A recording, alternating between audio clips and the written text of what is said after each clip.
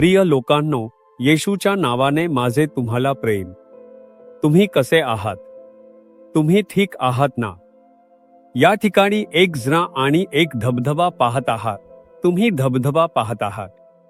हे कुठे आहे माहीत आहे का? इस्रायलमध्ये आहे, एका वाळवंटात, सर्व डोंगरांमध्ये. झाडे, झुडपे काहीही मोठ्या प्रमाणात या डोंगरांमध्ये नाही, पण इथे या प्रकारचा एक धबधबा आहे. कसा? इथे वर एक झरा आहे आयनजेडी. कारणे वेद पुस्तकात 1 शमूएल अध्याय 23च्या शेवटी आणि 24व्या अध्यायातील पहिल्या वचनात दावीद वाळवंटात साऊलपासून पळून जाऊन आयनजेडी या ठिकाणी जाऊन थांबला होता. असे आहे की हे एक वाळवंट आहे, पर इथे पाहिलं तर किती पाणी येते. असे म्हणत एका कारंजावरून परमेश्वराने पाणी निर्माण केले आणि हे पाणी धबधबा निर्माण करून समृद्धीची आज्ञा दिली आहे जगभर.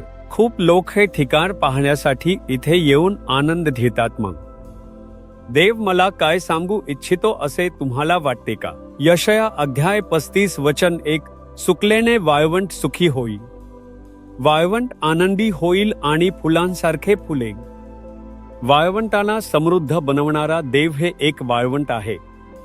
युदेया वाळवंटात, या वाळवंटात परमेश्वराने एक पाण्याचा झरा निर्माण केला आणि एक पाण्याचा प्रवाह देऊन समृद्धी दिली आहे तुमच्या जीवनात. अशक्य गोष्टी शक्य करणारा देव. तुमचे जीवन कोरडे झाले असेल, आत्मिक जीवनात कोरडेपणा, कुटुंबाच्या जीवनात कोरडेपणा, व्यवसायात, कामात, सर्वत्र एक कोरडेपणा दिसतो आहे. समृद्धी नाही असे वाटत आहे का?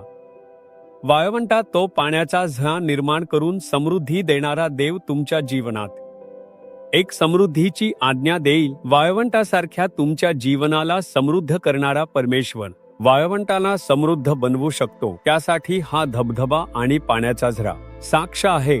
तुमच्या जीवनातही परमेश्वर नक्कीच ते बरेच लोक ते पूर्ण करतील. घाबरू नका. आयुष्य माझ्या सेवेच्या मार्गावर आहे, समाप्त झालं, कोरडं झालं असं विचारलं, पण समृद्ध जीवनात परमेश्वराने बदललं आहे. त्यासाठीच क्रॉसवर त्याचे रक्त ओत. चला आपल्या शापांना सद्गुणाने बदलूया.